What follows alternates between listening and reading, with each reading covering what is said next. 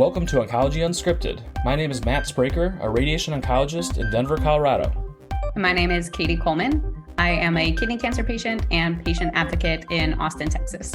And my name is Julie Johnson, and I am a sarcoma patient and patient advocate in St. Louis, Missouri. We're teaming up to meet in the middle for a candid and educational podcast about cancer that is intended for patients, doctors, and their teams.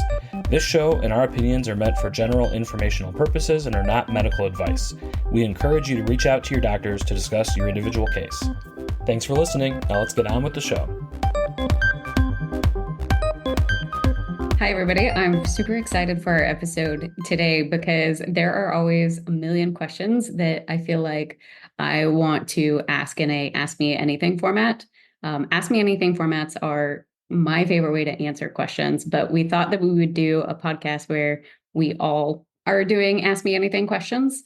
So we're going to kick it off, and Matt has a few questions he'll ask Julie and I, and then Julie and I have a couple questions that we'll ask Matt. So we'll see how this goes.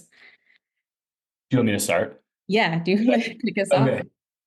So my first question is, a lot of people envision that a diagnosis of cancer changes your worldview or approach to life. And I gave the example of the cliche. People say, like, you've been diagnosed with cancer, so now like being in the moment is more important, or I'd like to travel the world, or a bucket list or things like that.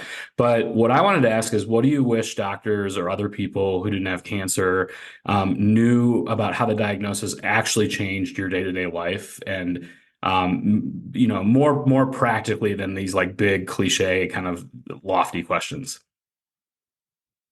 I think for me, the biggest thing I would say is I wish they understood all of the semantics behind those big cliche recommendations, because I do think it does change your life and perspective in a lot of ways.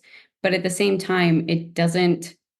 Like, one thing that comes to mind for me that I found infuriating when I first got diagnosed was the recommendations of like when I was on a scan schedule of like 3-month scan schedule, and basically we just have to figure out what's going to happen next at the next 3 months. And it was kind of the like, okay, go out and live your life, like live each moment, like soak up as much as you can and go soak up these next 3 months, like have at it.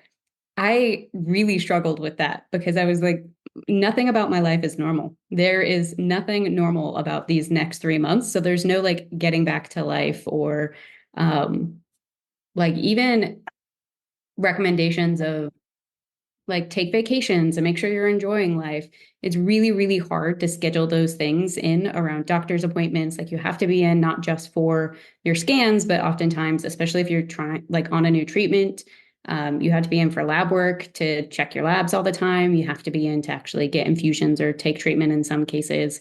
And so the actual logistics around like living your best life on treatment is very difficult sometimes. And I think that gets lost a little bit when people talk about the cliches of things. So I would say that would probably be one of mine.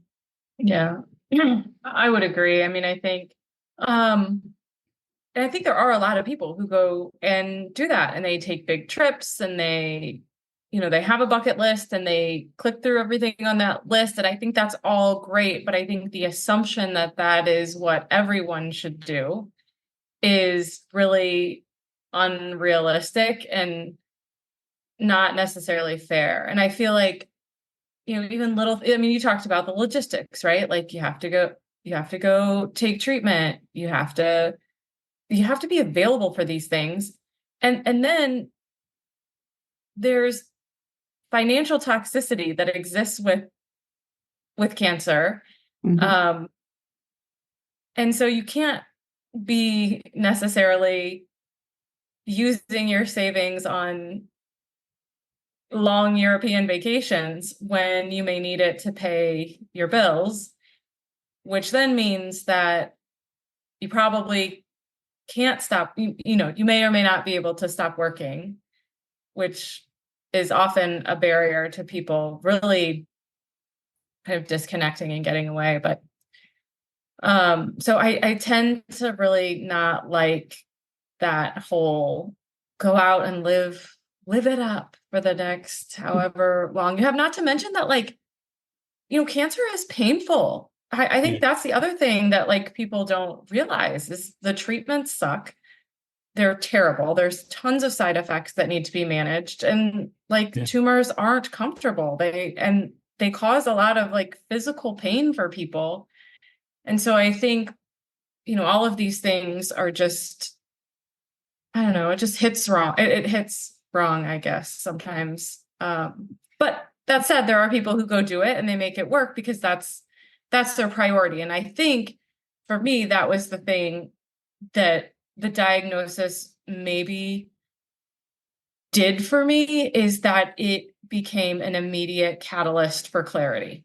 And so for some people, that clarity might look like I now am going to take the time and the money and the energy to figure out how to travel because that's when I feel most alive. Right. Yeah.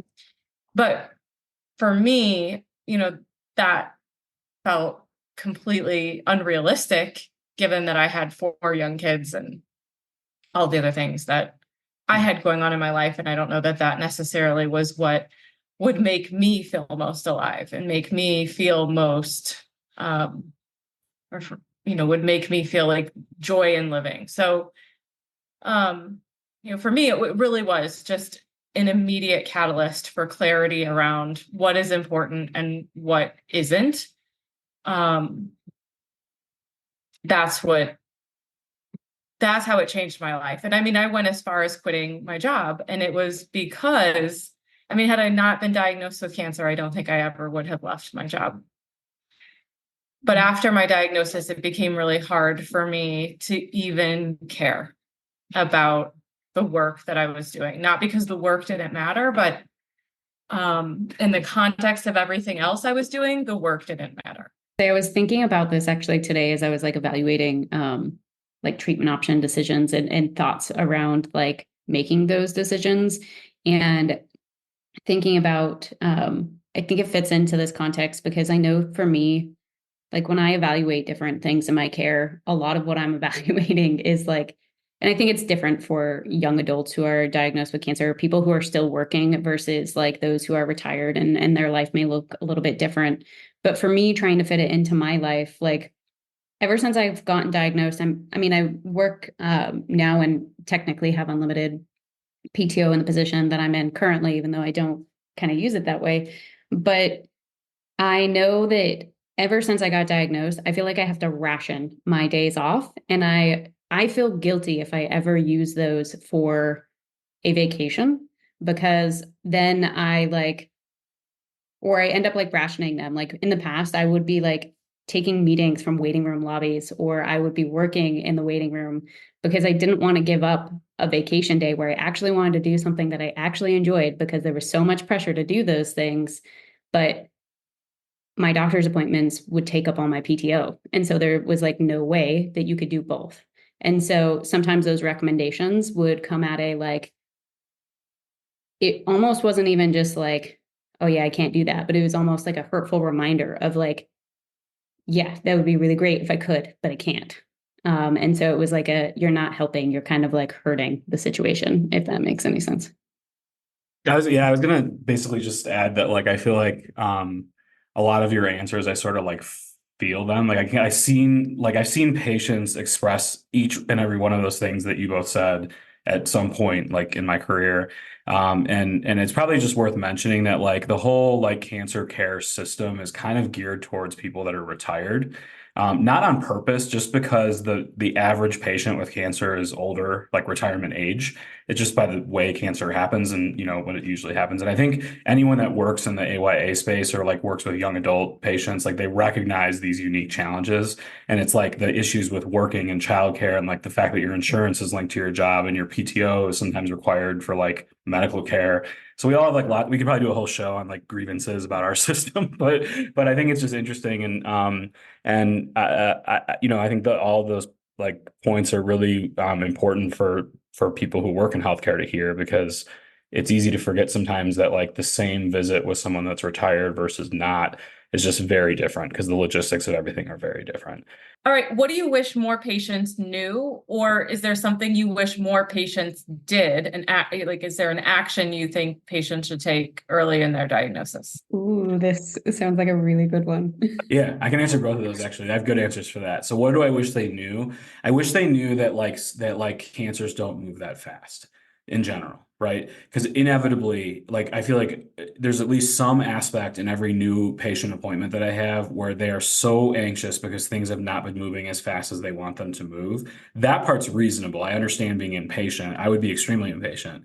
But a lot of people genuinely believe that they are being harmed by like a day or two or three of like extra delay or whatever. Like if a scan gets bumped or a snow day happens like today in Denver, that kind of thing. And I don't think there's any evidence for that in like any cancer or almost any cancer. There are certainly a couple of rare exceptions of very fast moving cancers where days can matter. But like let's use early stage breast cancer as an example. That's like one of the most common cancers in the United States. So, very likely a listener may have been exposed to this. It's like a day or two, you could ask every oncologist across the country. And if you ask them, is, even 5 days of a difference in when you have your surgery or a week's difference, is that going to matter? And they will almost certainly say no. And the reason that's important is I regularly see people like there's like this internal tension where they have something they don't want to tell me about that they like really want to do in a couple of days and they'd rather just like do this appointment the next week. And the ones that finally just say it, I'm like, yes, like it's not going to matter at all. You should do the thing that you want to do. And when it does matter, I do tell people that. And so I wish that everyone like it's not permission to just slow everything down and like it matters to be efficient and get things done, in an efficient manner when you're, especially in the setting of a new diagnosis and starting a first therapy. But it's never needing to be efficient where hours or days or like a week is going to make a huge difference. Obviously check with your doctor on your individual case, but I think that's a really important, like kind of general statement that we can feel safe making, for most people. I know I was one of those patients when I was initially diagnosed. Like I was tortured by that for a very long time, especially too, because it took me like 2.5 months to actually start treatment. And so I know that was like something that worried me and I lost so much sleep over. So I think that's a really great thing to communicate for patients. I wonder where some of that stems from. Like I know where it stems from me, but I wonder if it's the same for other patients or not. Like I know for me, it stemmed from like the only patients I'd heard of. Like when I thought of cancer, I immediately thought of like stage 4 cancer.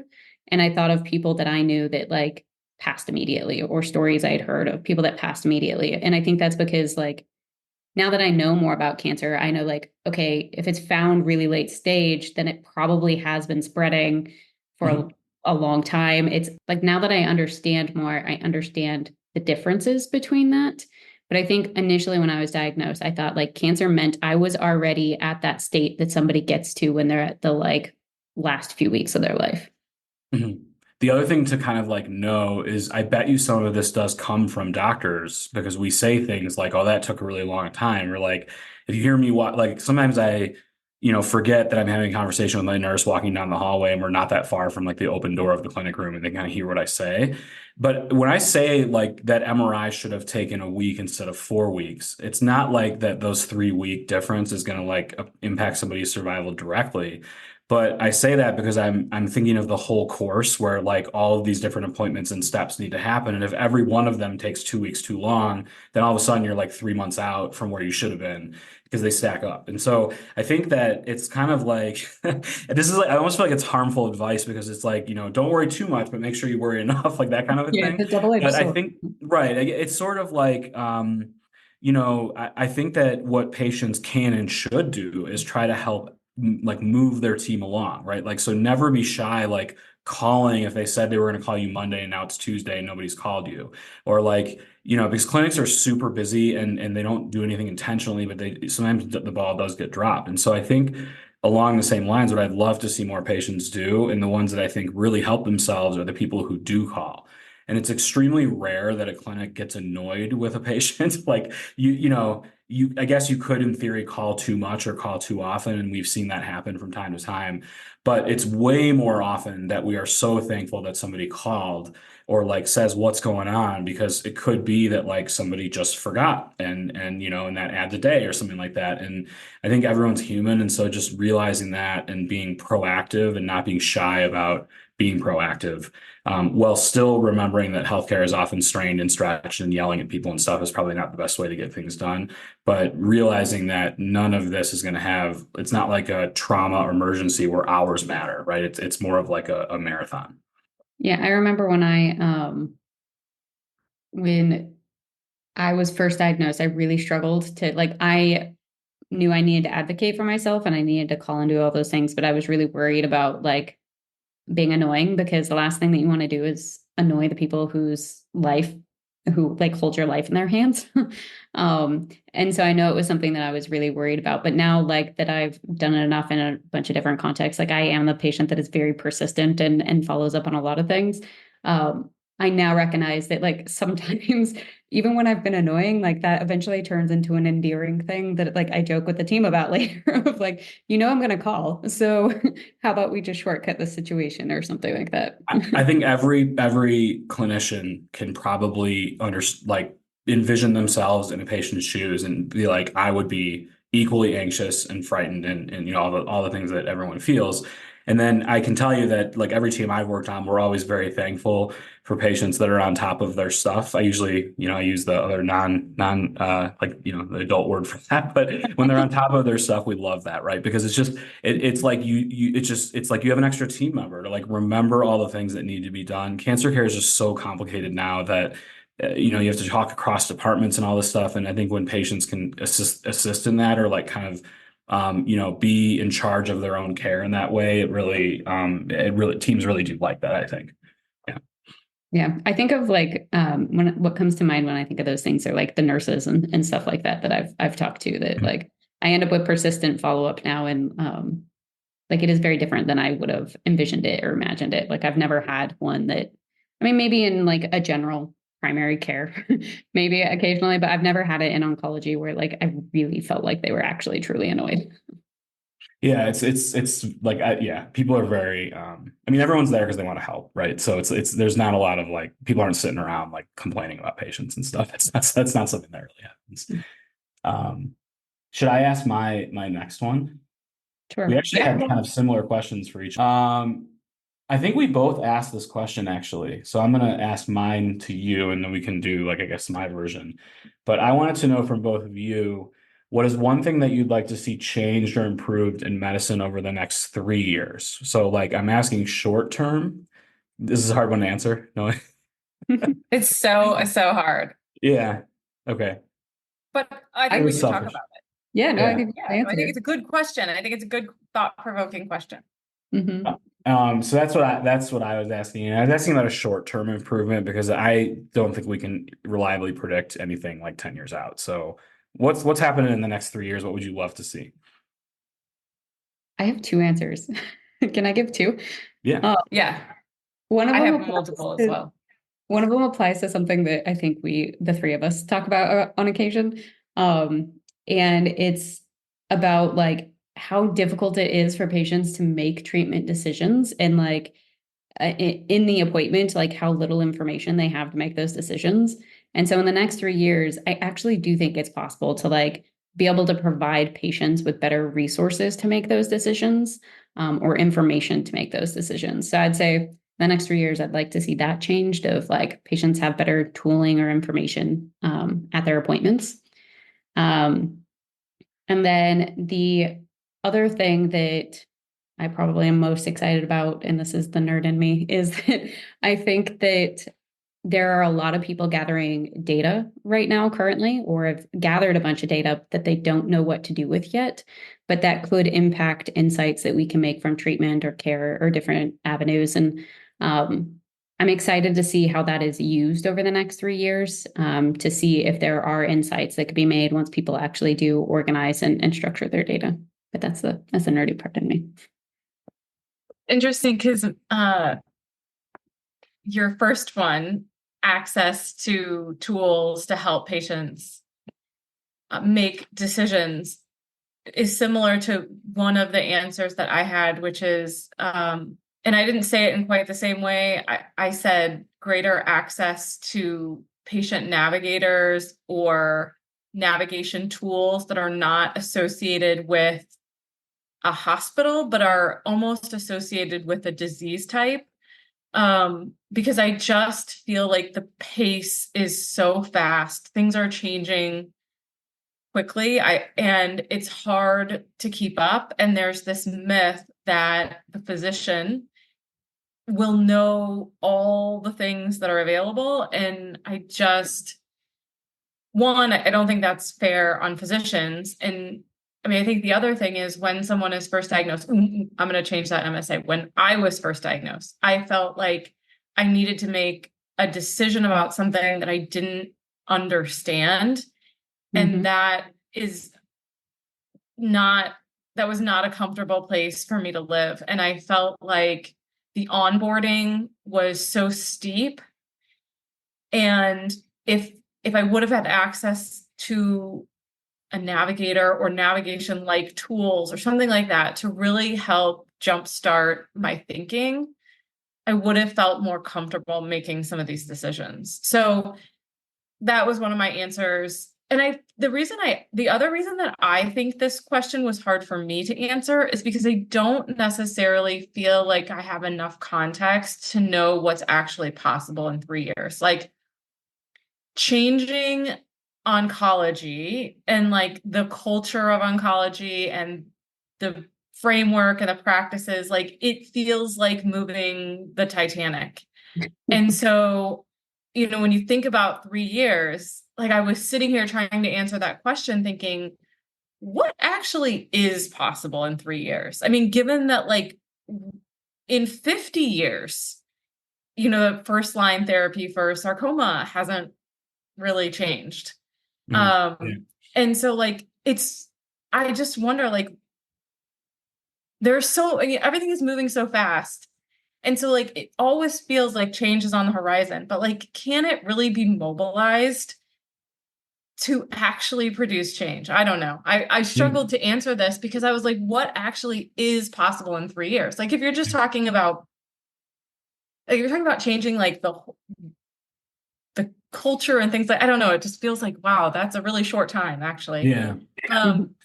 The other answer I had to this was, or my other, wish was that we would get to a place where there was more,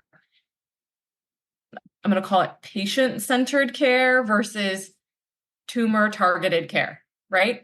I feel like,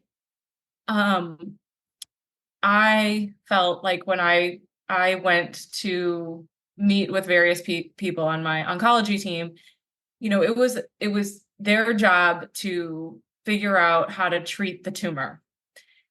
But there were so many other things like that I felt were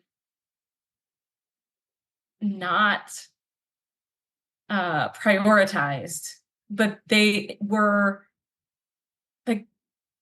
patient-centric, not tumor-centric. And that shift, I think, would be really helpful. Like, I mean, we've talked a little bit about that that's everything ranging from like mental health to, I mean, even non-medicinal treatments that can be supportive for people. I think we get into this nitpicky thing about like doctors saying, taking stance on some of these, I'm going to call them integrative therapies, because we don't have data that they, will make for a different outcome for a patient. And they may not translate to a different outcome, but I feel like they could have a supportive role nonetheless. Like there are still things you can do to make the quality of life better. Like even if you can't change the quantity of life that someone has yet to live, if that makes sense. So, I think, I don't know if I guess it depends on the definition of palliative care. I hear that term defined differently sometimes. sometimes I hear it only as like pain management, and sometimes I hear it have a much broader definition of that. Um, but that would be the other thing on my list, is just more patient-centered care versus Yeah. tumor-targeted care. Yeah. I think what's funny, this is because you mentioned the culture of oncology, and we can just put it on doctors, I think, but it's probably true for like all of medical science. It's an extremely rigid culture, Yeah, like it is. worse than the Titanic, right? There's all these stories. I mean, the famous story is the guy who discovered microbes and hand washing, like was thrown in a psychiatric asylum or whatever, and like that, and and his whole thing didn't even like get implemented until after he died, and like it's changed fundamentally changed way we do medicine. I would actually, that would be an amazing 3-year goal, is just to have people be more open-minded. I think in general to like everything, right? Not only like treatment strategies, but also just like in trying to shape your appointment and care like more to the person, the whole person, than just the tumor. We've been using the term patient-centered care like from before when I was in medical school. When I got there, there was this hot thing, the patient-centered medical home. I don't even know if anyone does this anymore, but it was like this concept where you have like this multidisciplinary physician and clinician group that like surrounds this patient, and it's like the patient's home where they call the shots, and it's all like about their thing. And like right away I was like, this is not what we're doing at all. Like we treat diseases, we don't treat people. And so that's kind of a big, we could do a whole show on that. And I'm actually just getting ready to head to this integrative week for my fellowship thing. And I have a friend that's ahead of me a semester, and one of the messages he walked away from this first week was that like universally people are doing this program because they're frustrated that medicine is not delivered on their promise of patient-centered care that we all grew up through the system learning about. Because I see people frustrated with the lack of that, like consistently every day in small ways. And it's just because the system is not set up to really be patient-centered, in my opinion. We should do a podcast. I loved the terminology that you used for that, Julie, of patient-centered, not tumor-targeted care, Yeah. or patient-targeted, not tumor-targeted. I forgot the exact language you used, but I love that language. We should make it like that should be a podcast episode. Kind of do both. And there is this push and pull, and I sense it a lot when we're chatting, because at the same time, like you want everyone to have high quality care and have the most high tech, most advanced care. And then you're back at this like strategy where you're personalizing tumor, genotypes and that kind of a thing. You probably want us to do both, right? That's kind of like what we're really asking for, is like high tech, advanced, individualized care, but like delivered in a way that's like in line with people's lives and personalities and cultures and things like that. That Yeah. was Yeah, That's not a hard task, right? or like making space for these other disciplines that Yes. are less yeah, tumor specific, right? Making space for other people at the table that have perspectives to offer that would result in other parts of the patient being supported and cared for, because I think those things that you talk about are really important. Like, I don't know that I would want my oncologist to have to like span and be an expert at more than what he is an expert at today. I just want that other person that's an expert in something else to also have a voice yeah, in what might have a role in my care. yeah. And I'd So be Yeah, well, I was going to add that the barrier for me right now is someone who's trying to build up this program is actually finances. It's not that they're not allowed at the table; it's that nobody's paying them to be there. That's kind of the problem, yeah.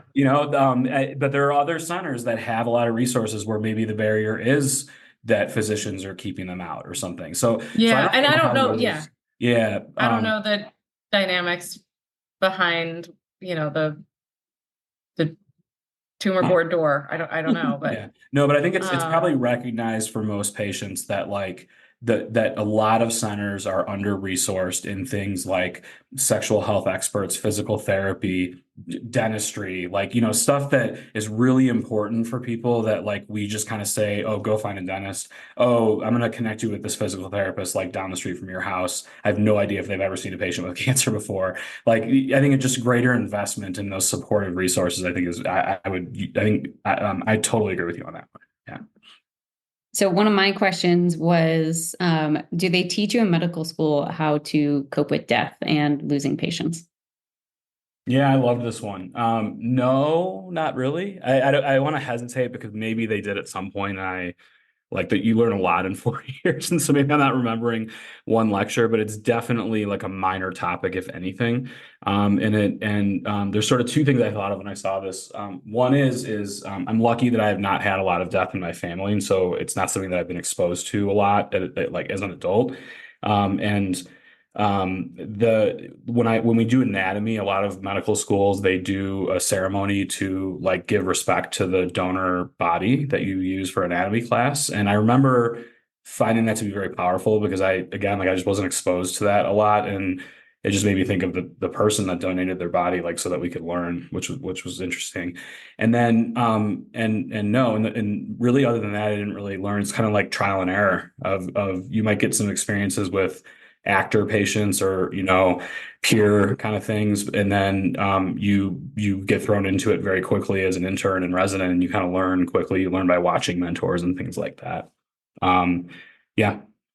Do they ever talk about like, I mean, I think when I think of this question, I think of it in multiple different contexts. I think of like, how do you handle like talking about death and those kinds of things? And then also the like, how you as a person like emotionally manage it. Like, do they ever talk about like how to emotionally manage that? Just because like part of that question comes from being a patient, especially a patient with stage 4 who has interacted with a lot of other late stage cancer patients who also in a very similar situation. I didn't experience a lot of death. Kind of, I was very fortunate in that before I had my own diagnosis. And so there's a lot of emotions that comes with trying to process a whole bunch of death that you see quickly, which I can imagine happens in medical school and when you're going through all your training. Yeah, and it's like so three things I thought of with that. One is it definitely impacted me. When I started my career, I was a sarcoma specialist, and so like a high proportion of my service was patients that were my age. And sarcoma is a disease that, has a short survival many times for a significant proportion of patients. And so immediately I started being more thankful for my own health. That was like a thing that actually helped me. At first I was like, why am I thinking about this all the time? But I find myself now regularly, like people call it like being in the moment, but it's more just like when I'm doing something, I'm just like thankful that I can go hiking or like, go to a concert and not have to worry about things or whatever. I think that's something I've become thankful for. The second part is that I don't think I managed it well. Julie, I don't know if we've ever talked about this or if it was ever talked about on the show, but I like really struggled with this in the first few years that I started working. Because after a while, like when you just come in every week and it's just people your age and day in, day out, and you're interacting with their family and you lose them, it really takes a toll on you. And I had like a nurse that changed jobs because, in part because of that. And so it was something that I don't think I was very successful at managing. And what fixed it for me was actually changing jobs. Because I just started working less. And so when you're less tired and less stressed from work, it's a lot easier to handle your emotions. I think a lot of people, even outside medicine, know that. And then just having the patient mix just be more broad. So I see a lot more older patients, different diseases. It's not just a constant stream of people in their 30s, like over and over again. So that has helped a lot.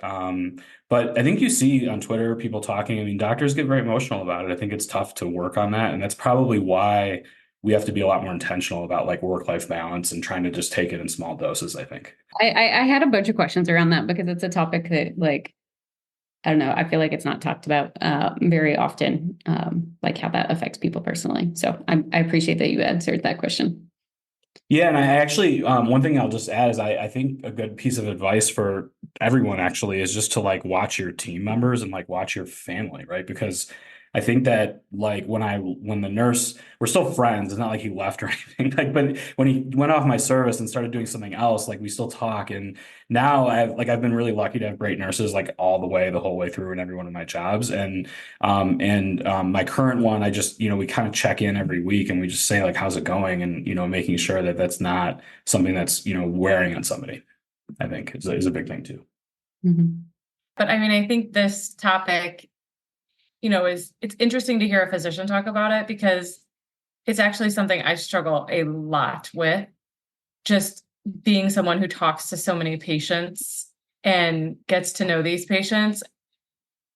And then, some of them pass away and it's brutal. It's so hard. And I don't have I haven't figured out how to make sense of all of this, right? Like I look around at other people and I see their relationships, like their friendships, and like this dynamic just doesn't exist, right? They're not, and you become, I think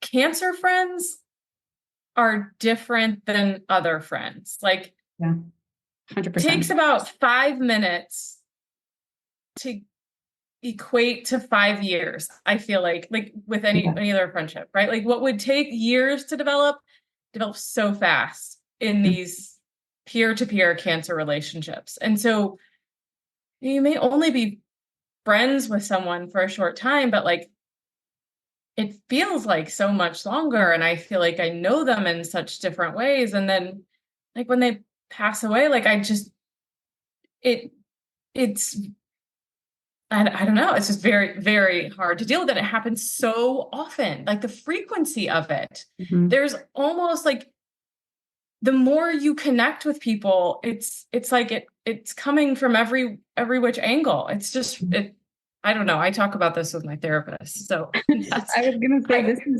this is one of my does it AYA new therapist topics. yeah. I'm like, and we're going on a bit of a tangent here, but this is the other thing that has like really wrecked me lately is that I'm starting to get to a point where some of these people are hazy in my mind. Like I don't remember the details like I used to. And I feel so guilty about that. I feel so guilty about it. And so I now have a book that I like write. If somebody has an obituary or something, I'll print it out and put it in the book because I have no other, it's like a processing thing, but it's also like like just to make sure I don't forget these I people who they were with. Yeah. I've been thinking about this. I think about this way too often, and I'm glad you brought it up, Julie. And part of the reason why I asked too is because like the and I know we are on a tangent here, but That's what we do best. I feel like doctors and especially patient advocates could really learn a lot from each other in this space. Because like I imagine as a doctor, there's probably got to be some type of like I don't want to say guilt, but I can imagine there's like you think about those situations and you think of like how you manage their care or something like that. That was one of my other questions I was going to ask you, Matt, was like if you ever think about those things or like wish you had a different treatment that like existed for that patient. Whereas like advocates, I think a lot of times can have survivor's guilt. And so there's a lot of, I think advocates, I mean, I don't know, I'm not a doctor, but I can imagine advocates spend a lot more time thinking about patients that have passed away and that they were close with. But I was trying to conceptualize this pretty recently because I was like, man, I have lost so many people that like I feel like I knew better than the majority of people in my life. And it's exactly what you just said, Julie, of like, you get to know these people on such an intimate and deep level very, very quickly that they become very close friends. And I was thinking of like, man, when you lose like all your friends at old age or something like that, right? Like people who are older lose a lot of people in their lives as well too. And I was like, how do they cope with it? But it's still probably very different because like you're not as close with Yeah. these kinds of people. And so trying to process, I don't know, it's a And very that, interesting space. and I can see physicians maybe compartmentalizing things a little bit more to some degree because I It's feel like I don't, other than Matt, like I don't know any of my physicians Yeah, that's as true. well. They don't know as much about me. You know, there's things on a chart or maybe things we say in passing. But I also think that there are probably boundaries that exist there for a reason. But on the advocate side, like those boundaries don't exist, right? Like Mhm. that's Yeah. you're there to get to know people and to know their story and to figure out how you can help them versus like I'm going to make a treatment decision for a tumor and I'm going to keep it at that. Yeah. Yeah. Yeah. It's actually, I think one of the harder things, it's actually like a privilege as a doctor, but it's also one of the harder things, I think, is that you can compartmentalize and it's actually like, culturally acceptable to do that. This is a place where, I mean, clearly, medicine's changing, but like if you think about like the quintessential, like for better or for worse, like stereotypical doctor, it's like an old guy wearing a white coat who like probably has a family at home and he like there's like the real team that like does the work and then he comes in for 5 minutes and like gives the recommendation and walks out. Is that a stereotype that people actually have or is that just me? I don't know if that's okay. Well, I anyway, think I guess the point I is mean, like, like I think it's as you come up, like you kind of I think doctors are not super face to face with patients compared to like some other clinicians, like nurses, for example, is a great example, right? If you're on a hospital floor, your nurse, you see the nurse multiple times a day, you probably see the doctor once a day, and they come in, they talk business, and they leave, right? That's so I think that there's a little bit less of a connection there, and teams are set up that way, kind of across specialties, and then. The other thing is like it's work, right? So like just like everyone else, even though it's work that's like, very personal and humanistic, it's still work. So I can like go home at the end of the day and like live my normal family life just like anyone else that has a job. And to answer your question, there's radiation's unique in that it's not there's not always like such a direct link to what you did of a bad outcome, or at least it's like kind of observable. And so or like the time frame is so long, like we kind of talked about on the radiation episodes, that some side effects come up like many years later, that there's not a lot. I don't know a lot of radiation oncologists that like are distraught over a mistake they made that like directly harmed. That's a rare event in our field.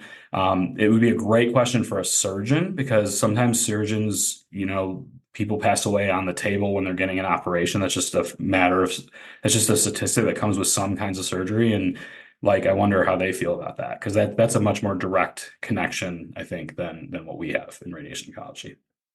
I'd also love to is a weird word. It'd be interesting to know, like, I feel like every conference I go to, they are talking more and more about like involving patients, getting patients involved in trial design, getting patients involved in like advocacy and all of these areas, which I really appreciate. I think getting patients involved in these areas is a good thing. But I also wonder if that changes part of that, like, I know this is something that I've thought about because I share my case very publicly and interact with a lot of people of like, okay, if I pass away, like like how does that affect people? Because like you're interacting a little bit more. Like that's not your patient at that point, but you know that patient that passes away and those kinds of things. Um, yeah, it's very How does it affect you, you mean, or like, is it, or how does Yeah, or just like, does it change that dynamic? Like, as a physician, you may not have that same level of like personal interaction with a patient that you have that passes away. oh, But seeing another patient pass away and kind of how that, because you're then still dealing with death again, kind of in the way that like patients deal with death all the time with other advocates. It feels like would make that happen more often for physicians. yeah, I mean, yeah, I don't know. I don't know if I have a good answer actually. Because I was like thinking of one person in particular, and I do think of that person all the time. They were an advocate that was very, active and vocal in public, and they passed away, and I do think about that a lot. But I have like other patients that were extremely private that I also think about, and I feel like at this point it has to be random. Like there's nothing. It's not like I care about someone more. It's just like some cases stick out as things that I will always remember. Some moments, like I have moments that are now like 3 or 4 years ago that I will always remember, I think the rest of my life. And I don't know. I think it's just because like sometimes the brain remembers stuff and like we don't know why, right? It's yeah. So Very interesting. yeah. Okay. So I know you don't mind going by your first name, but how do people address you in the hospital? Who refers to you as Dr. Spraker and who calls you Matt? And what's like normal amongst teams and departments? And then as well as like when you meet with like a third party that comes in or you have a business meeting, what do they call you? Yeah, so Dr. Spraker is like the easy answer for most people. I think vendors, especially if they don't know you personally, they'll always like call you doctor or whatever. Just because it's the way you can't mess it up. Like it's always the most formal, and then you can always go down from there. It's worth saying that this is actually a controversial issue in medicine. I don't know, did we talk about this on the podcast, or maybe just not? Or maybe like I think a little bit, but I don't think that we went into the yeah, like who asks that question. Because I know like I think we did talk on a podcast where I said like, especially when it's like a female physician, like I always want to refer to them as like doctor first because I yeah, feel like they get their titles dismissed. yeah. But in so many situations, I feel like A I think really good way to describe it, and it's worth saying it outright, is that when you are a white male doctor, like you walk in the room and people assume you're a doctor, right? That's not true for a lot of other people. And so I think that that's just an important thing to say. And so my own feelings about this are personal to me. I've actually gotten a lot more like resistant to people wanting me to use doctor all the time because everyone else needs to. I don't agree with that. It's my practice. I should get to do what I want. So I do prefer that my patients call me Matt. I ask my staff and things to call me Matt, but they often don't. A lot of people will just do Dr. Matt or Dr. Spraker. And then to the vendor thing, like I said, if they don't know you, and I do this too, like you should always just use the term doctor if you don't know the person. And then if they say call me Matt or whatever, that would be the invitation to do that, I think. I've always found that very interesting from a like the more I've gotten involved as a patient advocate, because like at conferences, I noticed like pretty much all the doctors all refer to each other by first name in the majority of situations. And so it's always like a weird place to be as an advocate because like as physicians, I feel like I mean, you are in the system. So you learn and observe and you hear how all Yeah. of these things are done. Yet when you're a patient advocate, like you're now stumbling around and like I don't know which one to use kind of thing. It's also pretty regional, I would say. So like this is a good example. Like so I trained in Seattle and like first names were pretty usual for most people in all settings there. And then I came to WashU, which is a much more like kind of it's sort of like a more like kind of big name or prestigious medical institution where there's like more of a just a history and like, people like have the big logo on the white coat and all that stuff. And there was like incredibly difficult to get even like colleague doctors to call me Matt because it just like wasn't the culture. And eventually I just stopped asking because they wouldn't do it. And so it definitely is regional. And I would say that my stereotype, I have no idea if this is like valid in every place, but like East Coast tends to be a bit more formal than West Coast is what I've noticed. So like you'll see more like hierarchy and doctor, title naming like at Harvard than you might at like UCSF, something like that. I don't know. Very interesting. Sure. Yeah. Do we want to do one more? All right. This was my other question. I wanted to ask you what you think of about doctors' behavior and activity online. I don't know if I've ever directly asked you this, but I like when I ask, I'm thinking about when people get into arguments online, like two doctors arguing about something, or the ones that like do comedy stuff. And so you must follow Dr. Glaucom Flecken or Glaucom Yeah. Flecken. Uh-huh. But like he's like the best example, and I think he's hilarious and a great comedian. And maybe he's more of a comedian than a doctor now online. But like other doctors online do some kind of funny type content. And so what do you think of those two types of interactions that you might see? Yeah. So I think I'm gonna have a kind of a unique perspective on this one. I think the like comedy part of it, like as a patient, I actually enjoy saying that because it's like I've said this before of like I think it's such a weird relationship between patients and doctors. There's such a power dynamic separation that Yeah. it feels like when you add comedy into that situation, like it makes them feel more relatable, and kind of lowers some of the intimidation factor. So I actually do really like seeing that and like seeing doctors look more approachable by like actually showing who they are as people. And then the part of them arguing, I mean, and I think it varies depending on the platform, right? Like I think I see them arguing the most on X and on Twitter. And Yeah. where it's like on TikTok, I see them making like educational content kind of thing. Yeah. Um, And I don't know, and do you do LinkedIn at all? Or not a LinkedIn's like whole a lot. very different culture. Like It's I'm like, on LinkedIn, but I'm not connected with a lot of physicians, which is very weird. Like I feel weird connecting with physicians on LinkedIn, but I don't yeah, feel weird connecting with, and I guess I don't feel weird connecting with physicians on LinkedIn, but I feel like I'm crossing a barrier, like connecting on LinkedIn, which is a weird thing. I don't feel that way on Twitter or X or any of those other places. it's a And weird space for sure. Just to and I validate. never feel that way when they connect with me. Mhm. Uh, so that's, I think that's again that like power dynamic, and maybe that's partially because like I don't see a lot of comedy stuff on Right. Yeah. the lighthearted stuff on LinkedIn and those places that feels a little bit more human. Um, but on Twitter and X, when I see doctors arguing, I think I'm going to have a very unique perspective on this one because I don't think I always use Twitter and X in the way that a lot of other people do. But for example, I really appreciate those because they help me learn. Because I really like hearing both sides of the argument. And when I do see doc Right. arguing about a topic, it helps me understand that that is an area that there still isn't like decisive, like nobody's 100% sure of the answer yet. Or like a very specific example for me, um, when we did the surgery for my bladder to remove the polyp that was in my bladder, there were some questions over if we wanted to stent that or not stent it to prevent the opening from closing. And so I tried to look for articles online, and I just looked through articles and I thought I got a general idea of like what I thought was recommended based on trials.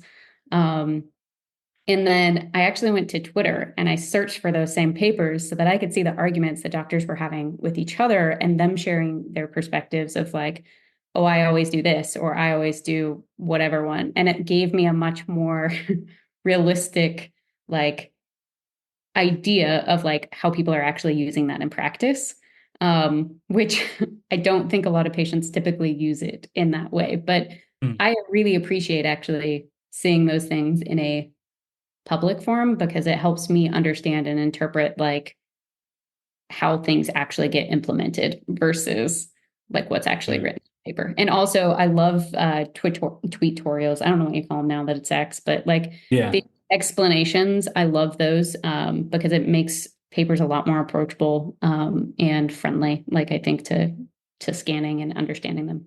No, that's a good, I think that is a good answer. I do agree you're probably like unique in the way you use it. Yeah. And I don't know how many patients are even like on X all the time looking for info there. Yeah, I don't think Probably there's a not lot. many. Like when I look Yeah. at my followers on different platforms, like it's mainly medical professionals on X, whereas all my other platforms, it's mainly patients. Yeah, yes, yeah. So I feel like that probably is true. I don't actually know like that there is a right answer here. I'm just very interested in the topic because I would say you might have seen these. Like people are starting to write papers about how doctors should act online. And it's very like it's kind of what we were talking about last. It's just very rigid. Like it's just what I would hate to see, what I love about X and social media is it does like kind of flatten that hierarchy and flatten power dynamics.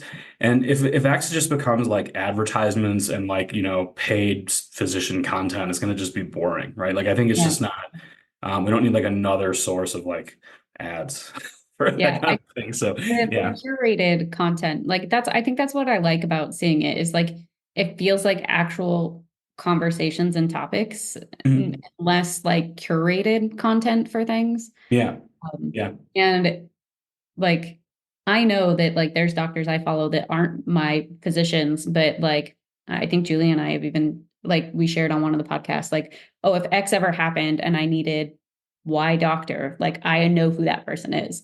I know who all those people are based on following them on Twitter and X in a large majority of cases.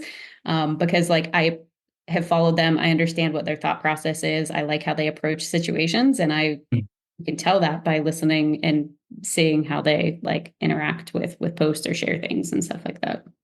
Yeah, and that does validate, I think, like what some people view as the upside, right? Like you kind of get your, I mean, there's the upside of if you are an academic, there is a component of your like promotion or job, like doing a good job at your job, is like being known, right? So you'll see, like if you get a contract to become an assistant professor of medicine at some place, like usually part of the promotion is that you're like nationally known, or you contributed to conversation in some way. And so that's one of the upsides there, I think. I just wish, like, I feel like it would be better if people just opened up a little more, and had these like more open, honest conversations, because as you express, like you learn a lot from them, and having it be so curated sort of blunts that a little bit, I think. Yeah, definitely. So that, yeah, I don't have anything else. I think we went long. So yeah, should I just stop recording? Yeah, I think we should wrap it up from there. Okay, bye guys. Okay, see you later.